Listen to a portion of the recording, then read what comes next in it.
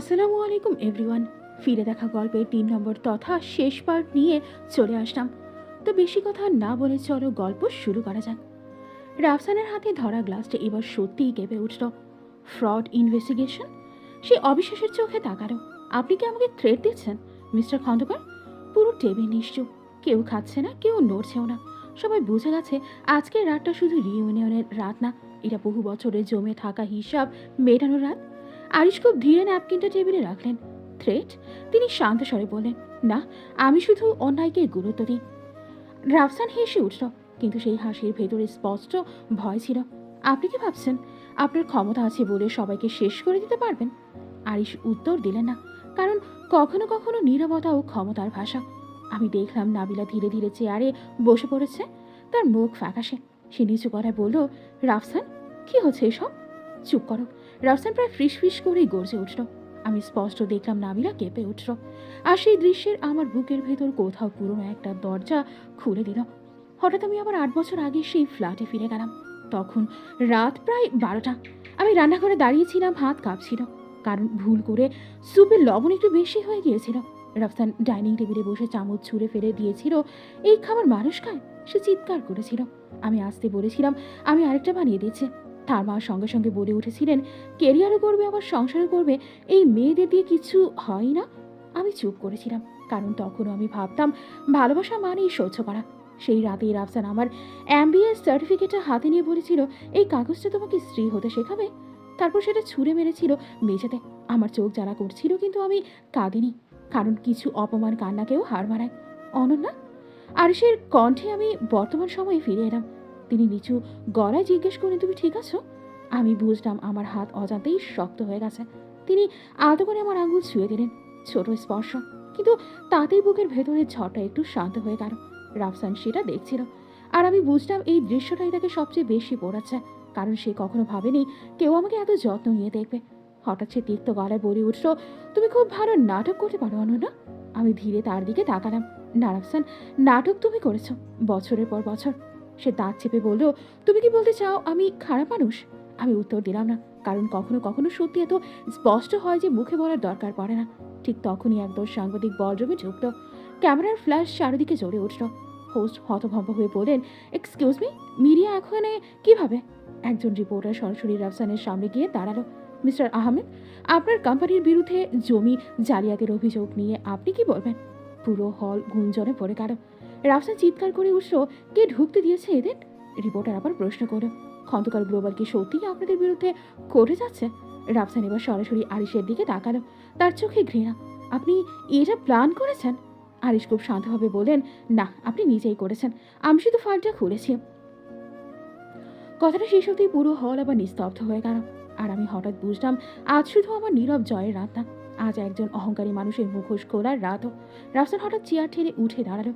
তার মুখ লাল, চোখ দুটো রাগে জ্বলছে। আরাফ, সে চিৎকার করল, তোমরা সবাই কি ভাবছ আমি অপরাধী? কেউ উত্তর দিল না, কারণ সত্যি কথা হলো, যখন একজন ক্ষমতাবান মানুষের পতন শুরু হয়, যখন তখন নিরাপদ দূরত্বে দাঁড়িয়ে শুধু দেখে মানুষ। রাফসান চারপাশে তাকালো। সেই মানুষগুলো যারা কিছুক্ষণ আগেও তার সাথে হেসে হেসে কথা বলছিল, তারা এখন ধীরে ধীরে সরে যাচ্ছে। একজন পার্টনার তো ফোন করার ভান করে একেবারে অন্যদিকে চলে গেল। আমি দেখলাম রাফসানের চোখে প্রথমবারের মতো ভয় ফুটে উঠেছে। শুধু ব্যবসা হারানোর ভয় না, সম্মান হারানোর ভয়। কারণ সে সারা জীবন একটা জিনিস নিয়েই বেঁচেছে, মানুষ তাকে কিভাবে দেখে। নাবিলা আস্তে করে বলল, রাফসান, আমাকে সত্যিটা বলো। সে বিরক্ত হয়ে ঘুরে দাঁড়ালো। তুমিও শুরু করো না। নাবিলা এবার আর চুপ করো না। না, আজ বলবে। তার কণ্ঠ কাঁপছিল। তুমি আমাকে বলেছিলে অনন্যা তোমাকে ছেড়ে চলে গিয়েছিল, কারণ সে সংসার করতে চায়নি। তুমি বলেছিলে সে খুব স্বার্থপর ছিল। রাফসান চিৎকার করে উঠল, কারণ সেটাই সত্যি। আমি শান্তভাবে বললাম, তাহলে একটা প্রশ্নের উত্তর দাও। সে আমার দিকে তাকালো। আমি ধীরে ধীরে বললাম, ডিভোর্সের আগের রাতে তুমি আমাকে কি বলেছিলে মনে আছে? তার মুখের বেশি শক্ত হয়ে গেল। আমি জানতাম সে মনে করতে পেরেছে, কারণ কিছু কথা মানুষ জীবনে একবারই বলে, কিন্তু সেই কথাগুলো অন্য কারো ভেতরে সারা জীবন বেঁচে থাকে। আমি স্পষ্ট করে বললাম, তুমি বলেছিলে তোমার মতো মেয়েদের কেউ ভালোবাসে না, সবাই শুধু কিছুদিন সহ্য করে। পুরো হল নিস্তব্ধ। নাবিরার চোখ বড় হয়ে গেল। আমি হালকা হাসলাম। মজার ব্যাপার কি জানো রাফসান, তোমার কথাটা আমি অনেক বছর সত্যি ভেবেছিলাম। আমার গলা কেঁপে উঠেছিল, তবু আমি থামলাম না। আমি ভাবতাম আমি হয়তো সত্যিই ভালোবাসার যোগ্য না, তাই কেউ একটু জোরে কথা বলেই আমি ভয় পেতাম। কেউ রেগে গেলে মনে হতো নিশ্চয়ই আমারই দোষ। আরিশ খুব নিঃশব্দে আমার পাশে এসে দাঁড়ালেন। আমি তার দিকে না তাকিয়ে বুঝলাম তিনি আছেন এবং এটাই যথেষ্ট। আমি ধীরে বললাম, তারপর একদিন আমি বুঝলাম যে মানুষ তোমাকে প্রতিনিয়ত ছোট করে, সে তোমাকে ভালোবাসে না, সে শুধু চায় তুমি নিজেকে ছোট ভাবো। চারপাশে কয়েকজন নারীর চোখ ভিজে উঠেছিল, কারণ এই গল্প শুধু আমার না, অনেক মেয়ে। রাফসান দাঁতে দাঁত চেপে বলল, তুমি আমাকে ভিলেন বানাচ্ছ? না, আমি উত্তর দিলাম, তুমি নিজেই সেই কাজটা খুব ভালোভাবে করেছ। হঠাৎ নাবিলা কাপা করে বলে উঠল, তুমি তুমি আমার সাথেও এমন করো? রাফসান থমকে গেল। নাবিলার চোখ ভিড়ে উঠেছে। আমি যদি একটু দেরি করে ফোন ধরি তুমি রাগ করো, আমি যদি তোমার পছন্দের মতো না সাজি তুমি কথা বন্ধ করে দাও। আমি ভাবতাম এগুলো নর্মাল। তার কণ্ঠ ভেঙে গেল। কিন্তু আজ বুঝলাম তুমি আমাকে ভয় পাইয়ে রেখেছ। পুরো হল নিস্তব্ধ।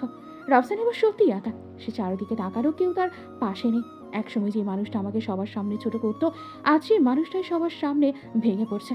ঠিক তখনই আরিশ প্রথমবার একটু কঠিন গলায় বললেন, মিস্টার আহমেদ, ক্ষমতা মানে কাউকে ভয় দেখানো না। ক্ষমতা হলো তুমি চাইলে কাউকে ধ্বংস করতে পারো, তবু সম্মান দিয়ে কথা বলা। রাফসান কিছু বলল না, কারণ তার বলার মতো কিছু নেই। আর আমি হঠাৎ অনুভব করলাম আমার ভেতরে সেই ভাঙা মেয়েটা ধীরে ধীরে মুক্ত হচ্ছে। বলরুমের পরিবেশটা এখন সম্পূর্ণ বদলে গেছে। কিছুক্ষণ আগেও যেখানে হাসি, মিউজিক আর কৃত্রিম সৌজন্য ছিল, সেখানে এখন শুধু চাপা ফিসফাস আর অস্বস্তি। রাফসান স্থির হয়ে দাঁড়িয়ে আছে। তার চোখে সেই মানুষটার ছায়া নেই যে কয়েক ঘন্টা আগে আমাকে দেখে ব্যঙ্গ করে বলেছিল এখনও একা। বরং এখন তাকে এমন লাগছে যেন হঠাৎ করে সে বুঝে ফেলেছে সে ভুল মানুষকে ছোট করেছিল। নাবিলা ধীরে ধীরে নিজের হাত থেকে চুড়িগুলো খুলতে শুরু করলো। টুকটুক কাচের শব্দগুলো অদ্ভুতভাবে স্পষ্ট শোনাচ্ছিল। রাফসান অবাক হয়ে বলল, তুমি কি করছো? নাবিলা তার দিকে তাকালো, চোখ দুটো ভেজা কিন্তু কণ্ঠ স্থির। আমি নিজেকে দেখছি অনেকদিন পর। রাফসান বিরক্ত হয়ে বলল, ড্রামা করো না। নাবিলা হালকা হেসে বলল, মজার ব্যাপার কি জানো, অননাকে নিয়েও তুমি একই কথা বলতে। যখনই উনি নিজের হয়ে কথা বলতেন তুমি বলতে উনি নাটক করছেন। রাফসান এবার সত্যিই চুপ হয়ে গেল, কারণ সে বুঝতে পারছে তার বানানো গল্পগুলো ভেঙে পড়ছে। আমি নাবিলার দিকে তাকিয়ে অদ্ভুত এক অনুভূতি পেলাম। রাগ না, ঘৃণাও না, বরং করুণা। কারণ আমি জানি একজন নারী যখন ধীরে ধীরে বুঝতে পারে সে আসলে ভালোবাসা না নিয়ন্ত্রণের মধ্যে ছিল, সেই অনুভূতিটা কেমন। নাবিলা খুব আস্তে বলল, আপনি জানেন অননাপু, আমি আপনাকে ঘৃণা করতাম। চারপাশে কয়েকজন অবাক হয়ে তাকালো। সে কষ্টের হাসি দিয়ে বলল, কারণ রাফসান আমাকে বিশ্বাস করিয়েছিল আপনি খুব খারাপ মানুষ ছিলেন। আমি ভাবতাম আপনি ওনাকে কষ্ট দিয়েছেন। আমি কিছু বললাম না। নাবিলা নিচু গলায় যোগ করো, কিন্তু আজকে প্রথমবার বুঝলাম কেউ যদি বছরের পর বছর একটা মানুষকে খারাপ প্রমাণ করতে থাকে, তাহলে সমস্যা হয়তো সেই মানুষটার মধ্যেই থাকে। রাফসান রাগে কাঁপছিল। তুমি আমার স্ত্রী, তুমি ওর পক্ষ নিচ্ছ? নাবিলা চোখ তুলে তাকালো। না, আমি সত্যের পক্ষ নিচ্ছি। কথাটা শেষ হতেই আশেপাশে চাপা গুঞ্জন উঠল। আমি খেয়াল করলাম কয়েকজন নারী নাবিলার দিকে নতুন চোখে তাকাচ্ছে। সম্ভবত তারা নিজেদের জীবনও একটু একটু করে ভাবছে। হঠাৎ রাফসান আমার দিকে ঘুরে দাঁড়ালো। তুমি খুশি এখন? সে তিক্ত গলায় বলল, আমার জীবন নষ্ট করে শান্তি লাগছে? আমি দীর্ঘশ্বাস ফেলাম। তোমার জীবন আমি নষ্ট করিনি রাফসান। সে হেসে উঠল। ও রিয়েলি? আমি ধীরে বললাম, মানুষ যখন নিজের অহংকারকে চরিত্র ভেবে ভুল করে, তখন একদিনে একদিন সে নিজেই নিজের জীবন নষ্ট করে ফেলে। কথাটা শুনে কয়েক সেকেন্ডের জন্য পুরো হল আবার চুপ হয়ে গেল। ঠিক তখনই আরিশের ফোন বেজে উঠল। তিনি কল রিসিভ করলেন, কয়েক সেকেন্ড শুনলেন, তারপর শান্তভাবে বললেন, ঠিক আছে, বোর্ডকে বলুন কাল সকালেই অফিসিয়াল স্টেটমেন্ট রিলিজ করতে। রাফসানের মুখ শক্ত হয়ে গেল। কি স্টেটমেন্ট? আরিশ একবার সরাসরি তার দিকে তাকালেন। খন্দকার গ্লোবাল আগামীকাল থেকে আপনাদের সব প্রজেক্টের সাথে সম্পর্ক স্থগিত করছে। চারপাশে যেন হাওয়া বন্ধ হয়ে গেল। কারো হাতে থেকে কাঁটা চামচ পড়ে গেল। রাফসান ফ্যাকাশে মুখে বলল, আপনি এটা করতে পারেন না। পারবো না? আরিশ খুব শান্তভাবে বলেন, বিজনেসে বিশ্বাস সবচেয়ে গুরুত্বপূর্ণ জিনিস। আর আমি এমন কারোর সাথে কাজ করি না যে নিজের কাজের মানুষদের প্রতিও সৎ ছিল না। রাফসান এবার প্রথমবারের মতো পুরোপুরি ভেঙে পড়তে শুরু করল। তার চোখে অবিশ্বাস, রাগ এবং ভয়। কারণ সে বুঝেছে আজকের রাত শুধু একটা অপমানের রাত না, এটা তার পতনের শুরু। রাত প্রায় শেষের দিকে। বলরুমের অর্ধেক মানুষ ইতিমধ্যে চলে গেছে, কিন্তু যারা আছে তারা জানে আজকের এই রাত বহু বছর মনে থাকবে। রাফসান এক কোণে দাঁড়িয়ে ফোনে একের পর এক কল করছে, কেউ ধরছে না। এক সময় যে মানুষটা সবাইকে অপেক্ষা করে, তো আজ সেই মানুষটার জন্য কারো সময় নেই। আমি দূর থেকে তাকিয়েছিলাম। অদ্ভুতভাবে আমার ভেতরের কোনো আনন্দ হচ্ছিল না, কারণ সত্যিকারের জয়ের অনুভূতি চিৎকার করে আসে না, এটা নিঃশব্দে আসে, শান্ত হয়ে। আরিশ আমার পাশে এসে দাঁড়ালেন। কি ভাবছো? আমি কিছুক্ষণ চুপ থেকে বললাম, আমি ভেবেছিলাম এই দিনটা এলে খুব ভালো লাগবে। আর এখন? আমি হালকা হাসলাম। এখন শুধু মনে হচ্ছে আমি অবশেষে মুক্ত। আরিশ আমার দিকে তাকালেন সেই অপরিচিত শান্ত চোখে। তুমি অনেক আগেই মুক্ত হয়েছিল না? শুধু সেটা বিশ্বাস করতে সময় লেগেছে। কথাটা শুনে বুকের ভেতরটা নরম হয়ে গেল। ঠিক তখনই পেছন থেকে একটা কণ্ঠ ভেসে এলো, অনন্যা। আমি ঘুরে দাঁড়ালাম। রাফসান। তাকে ক্লান্ত লাগছে, চোখ লাল, চোয়াল ভাঙা মানুষের মতো শক্ত। সে কয়েক সেকেন্ডে চুপ করে বলল, আমি তোমার সাথে একটু কথা বলতে চাই, একা। আরিশ আমার সারার দিকে তাকালেন, সিদ্ধান্তটা আমার উপর ছেড়ে দিলেন। আমি ধীরে মাথা নাড়ালাম, ঠিক আছে। আমরা বলরুমের পাশের বারান্দায় এসে দাঁড়ালাম। নিচে ঢাকা শহরের আলো জ্বলছে, দূরে গাড়ির শব্দ, আর মাঝখানে বহু বছরের না বলা কথা। রাফসান রেডিংয়ে হাত রাখলো, তারপর খুব আস্তে বলল, তুমি বলতে গেছো। আমি শান্ত গলায় উত্তর দিলাম, না, আমি আসলে নিজের মতো হয়েছি। সে তিক্তভাবে হেসে বলল, তুমি জানো আমি কখনো ভাবিনি তুমি এত দূর যাবে। আমি জানি। সে মাথা নিচু করলো, আরিশ কি সব জানে? হ্যাঁ, সব। আমি তার চোখের দিকে তাকালাম, সব। রাফসান কিছুক্ষণ চুপ করে রইল।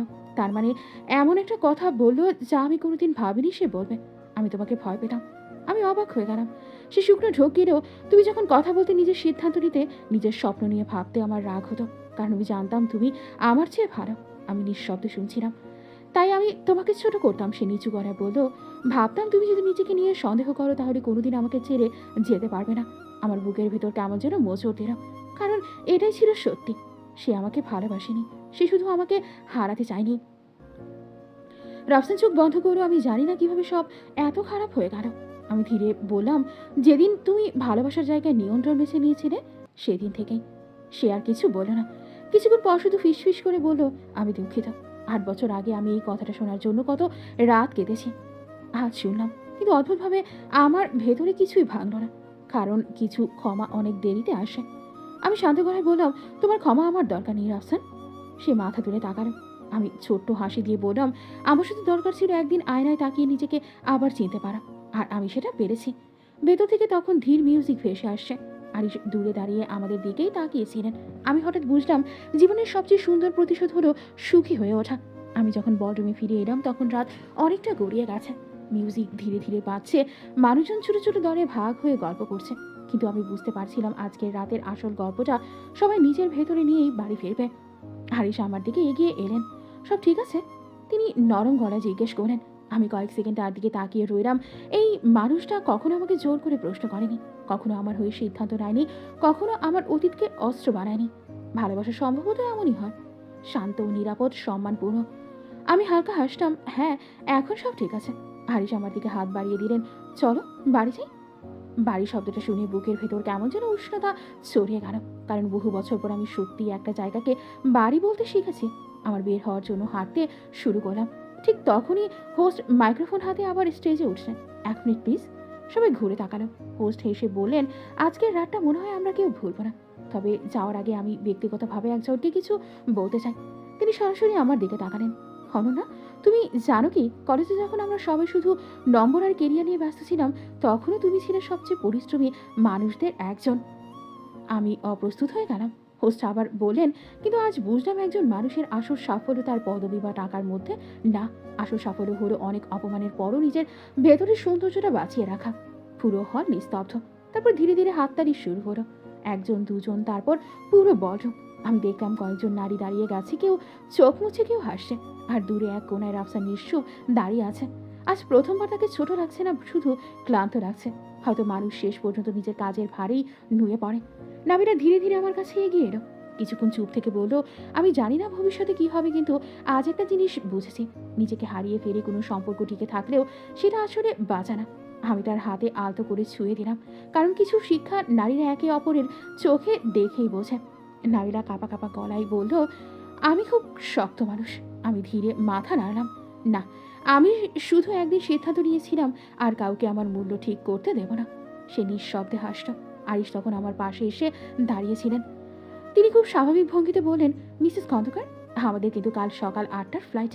আমি ভ্রু তুললাম, তুমি এখন বলছো? তিনি হেসে ফেললেন, আমি জানতাম তুমি ভুলে গেছো। চারপাশের আবার হালকা হাসির শব্দ উঠল। আমি বুঝলাম জীবন ঠিক এভাবেই বদলায়। একসময় যে মানুষটা আমাকে কাঁদিয়ে ঘুম পাড়াতো, আজ সে শুধু অতীত। আর যে মানুষটা আমার হাসিটা ফিরিয়ে দিয়েছে সে আমার বর্তমান। আমরা বের হয়ে আসছিলাম। বডরুমের বিশাল কাচের দরজার সামনে এসে আমি একবার পেছনে তাকালাম। 8 বছর আগে সেই মেয়েটার কথা মনে পড়ল, যে এক কাপড়ে একটা বাড়ি ছেড়ে বেরিয়ে এসেছিল। সে ভাবতো তার জীবন শেষ, যে বিশ্বাস করতো সে হয়তো কখনো যথেষ্ট হবে না। আমি মনে মনে তাকে বললাম, দেখো, তুমি ভাগনি, তুমি শুধু বলতে দিয়েছিলে। তারপর আমি আর পেছনে তাকালাম না, কারণ কিছু দরজা একবার বন্ধ হয়ে গেলে সেগুলো আর খোলার প্রয়োজন হয় না। গল্পটি কেমন হয়েছে কমেন্ট করে জানাবেন। নতুন গল্প খুব তাড়াতাড়ি আসবে, ততক্ষণ চ্যানেলটি সাবস্ক্রাইব করে অপেক্ষা করুন। ধন্যবাদ।